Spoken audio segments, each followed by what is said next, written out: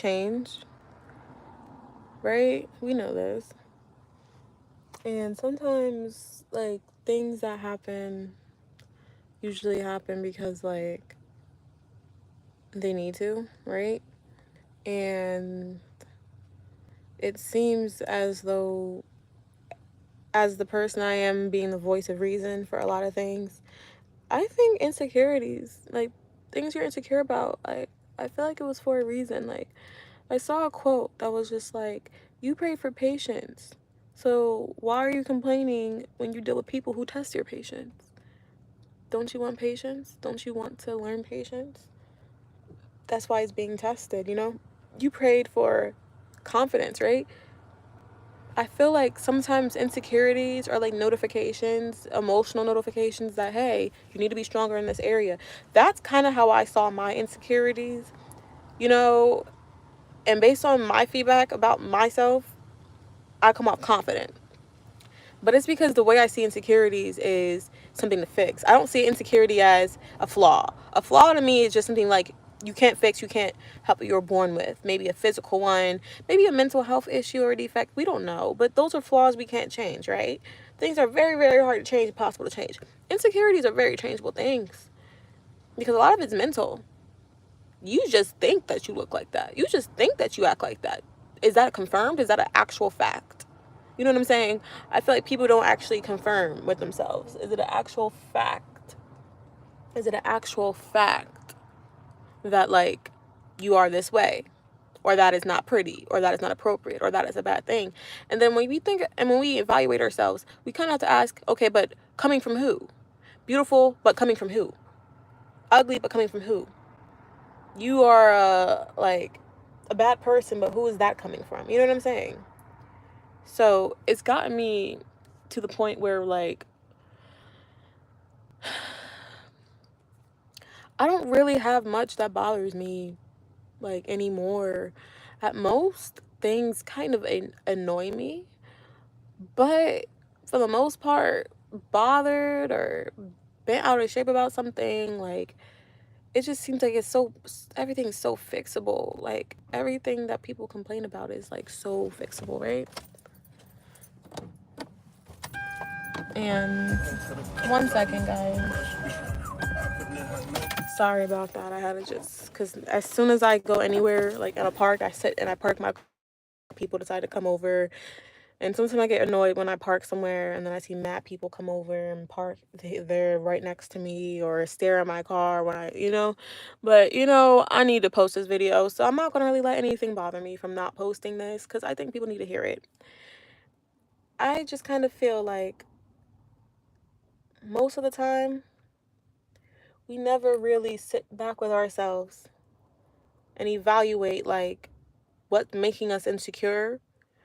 We don't really sit down with ourselves and evaluate, like, why we allow people to have a say on how the rest of your day is going to go. Like, I sometimes wonder, like, when I have those days where I'm like, why do I feel like this person, like, what they did or what they said is bothering me, and I left work already. I left the situation, like, and it's still bothering me, it's still sitting with me. It's nothing that they're doing that's so powerful and strong. It's the fact that, like, I'm giving them so much of my energy. It's something in me, right? So when people don't always know how to get to the root of their problems, which is why I think there's more problematic people on this earth than others, but getting to the root of your problems, sometimes it looks like sitting in a car and having a conversation with yourself. Sometimes getting to the root of your problems means, like, I'm not going to, like, just sit here and think myself into, like, negative energy. I'm going to actually take my time to, like, really sorry, I'm just seeing, like, the cutest, like, grandfather take care of his granddaughter. It's like the cutest thing I've ever seen in my life. But no, it sometimes means asking yourself, okay, so why do I feel that way? Because of this. Okay, so why do I feel that way? Because of this. Okay, so why do I feel that way? I call it unboxing. Like, my therapist called it unboxing, and that's kind of what I think a lot of people need to do, unbox. Because I don't really feel like it's a valid excuse.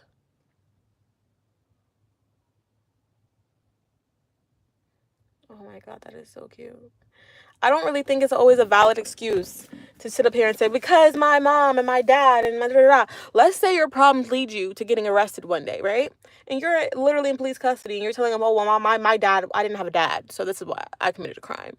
Oh, no one ever told me I was pretty enough. That's why I committed a crime. You think anyone, any cop or anybody gonna care about your issue? You know what I'm saying? The world doesn't stop for you. So playing victim really, it does nothing for you. Yeah, I was bullied and I had all these things happen. Man, let me tell you something. The world does not stop for you. The world's going to keep going while you're on the ground, and the world will keep spinning while you're on the ground. You know what I'm saying? It wasn't until I had like these weird ass dreams. Like my dreams are so fucking strange sometimes, but the ones, you know how people forget their dreams when they wake up?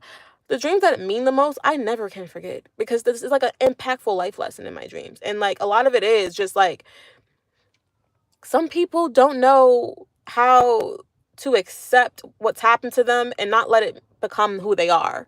Like there are really some people out there who let their pain create their personality. You know what I'm saying? You don't have to let what happened to you become who you are. You don't have to let the fact that those people were mean to you, or that guy didn't choose you, or that girl ignored you. That does not have to become who you are. You decided to let that be who you are. You decided. You decided to start playing the field and never taking no one serious. It was your choice to close your heart out. Instead of figuring out, okay, that really hurt me. What did I learn from this? Because, you know, sometimes we don't learn much from breakups. Like, it was a breakup I went through recently that I swear I really didn't learn much from this person. I feel like they learned more from me than I learned from them.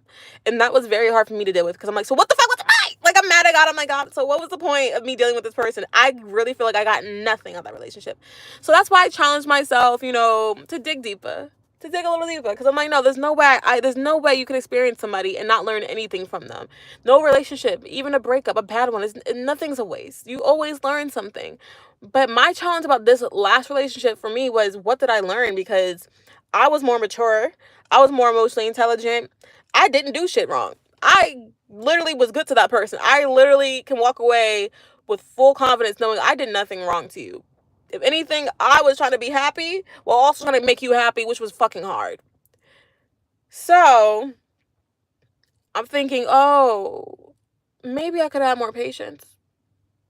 Not with this person, because this person doesn't really deserve patience. This person will manipulate patience out of people. So he's kind of like a manipulator. That's why I'm like, what the fuck did I learn from you? You're just a piece of shit. But no, I learned patience with people like you. Like people like him, not him, but people like him.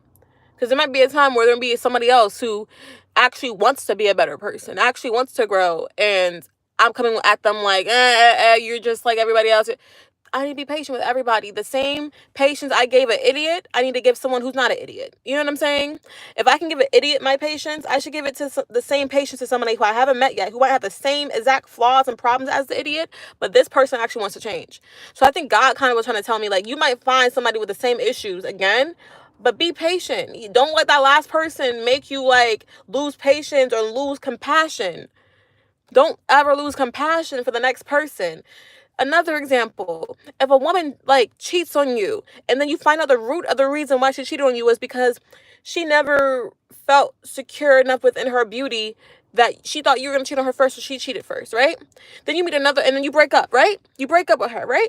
And you date somebody else, and you really like this person now, and you're dating this new person, and they have the similar issues as the last person you dated. The new person also wasn't completely secure within her own beauty, also was kind of flighty and afraid you were going to cheat on her. So you felt like, oh, you're going to cheat on me, and you're going to treat me like my last bitch. No. Be patient and compassionate still. That's what I'm learning. Still be patient and compassionate. Just see if they want to change or not. Just see if they're the type of person who has a growth mindset or not, you know? Just see if they want to change. If you see this person literally wants to change and they really want to grow, and they say, yeah, I acknowledge these issues I have, and they're able to talk about it and be transparent and communicate and change and show action, and, you know, then it's okay to have these flaws. Your flaws are always okay. It's nothing wrong with flaws. I see flaws as something that really like makes people who they're supposed to be. You know what I'm saying? I see flaws as something that really makes people who they need to be. But people use flaws as excuses all the time. People use their flaws as reasons of why they can't succeed, of why they can't be happy. And that's something I don't agree with. I am full of flaws. I am full of so many flaws. You would never know how much mental shit I go through. Unless you are someone who knows me directly, you would never guess how mentally close I am to always being a little crazy. I'm always like a little bit, like 2 ticks away from snapping completely and going into a straitjacket sometimes. But I don't wear my flaws and I don't use that, like my mental health, against people. I just see it as, what am I going to do with it? What am I going to do with this craziness? Maybe I'm crazy enough to start a YouTube channel and get on here and just talk shit. Maybe I'm crazy enough to leave a state and leave an area that I grew up in my whole life to start over in a whole new place in hopes that maybe I can just change and be better, because I clearly wasn't changing that environment.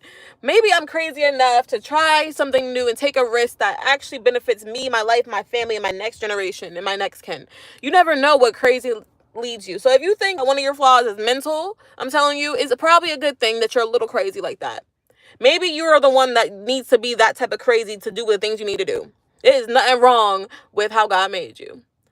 And I keep learning the same lesson. Like, after I get out of all these relationships and I'm breaking off of people, I'm always learning and always evaluating. I'm like, did I do something wrong? Could I have done something better? And I'm just like, no, I did what I needed to do. I learned what I needed to learn.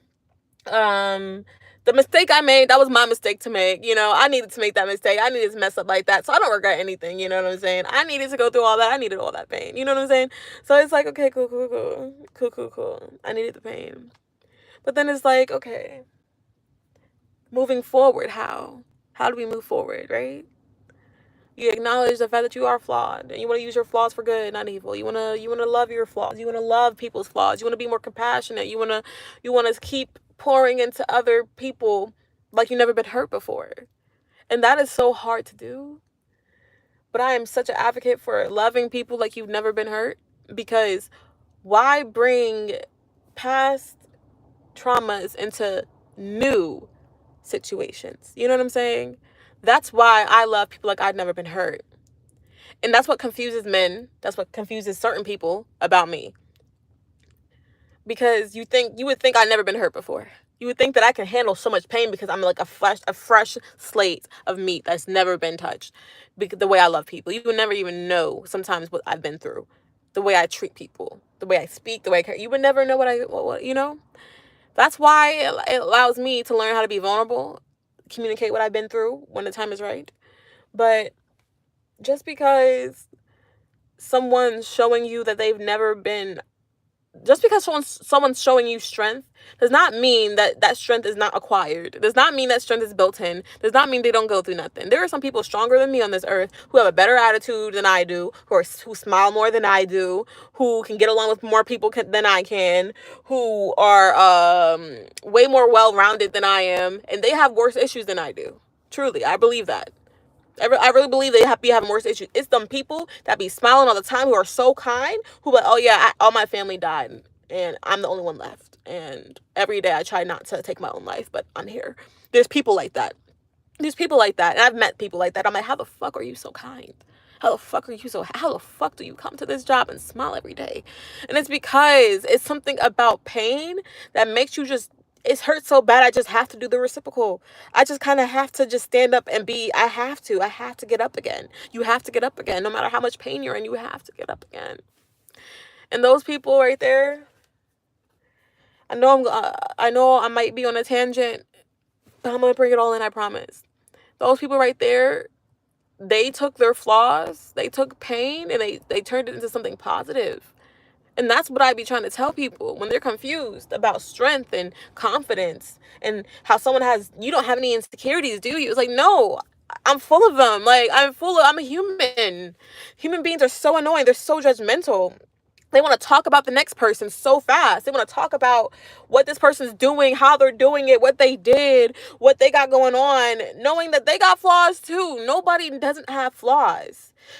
And that's why I just kind of don't judge people. Like, I really had to catch myself, and I had to cut off some people because I was like, I'm not a judgmental person.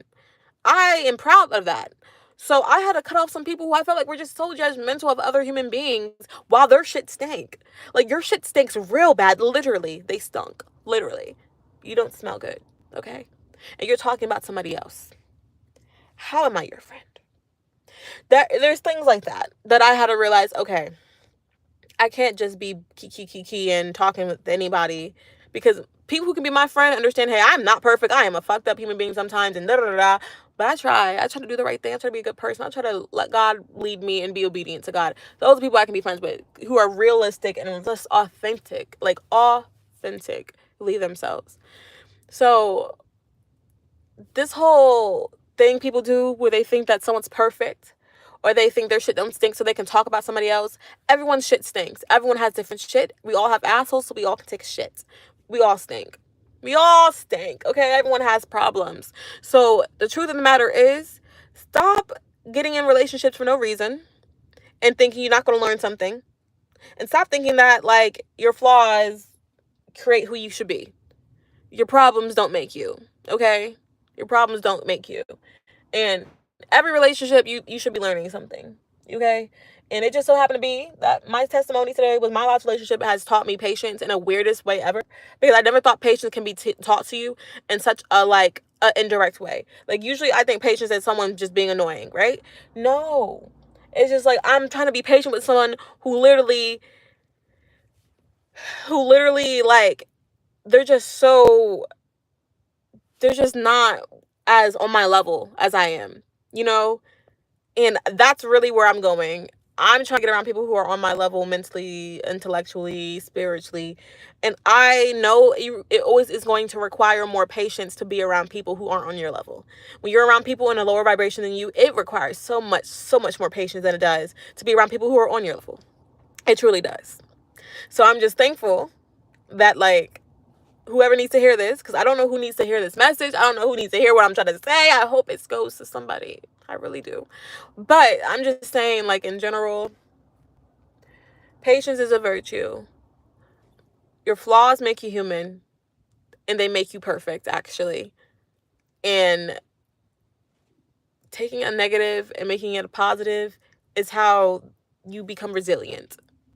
So there's a lot of things people want to know, how you get the way you are. This is how I think. These are little keys to how I think, okay?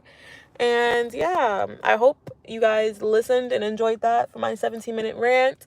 I'm at a park watching people play, and it's the cutest little family over there. And I'm about to go and mind my adult business. And I hope you guys have a good rest of your day. And I hope you guys took this message and you can share it with somebody who needs to hear it too. And I hope I blessed you. And I hope you stay blessed. Have a good day.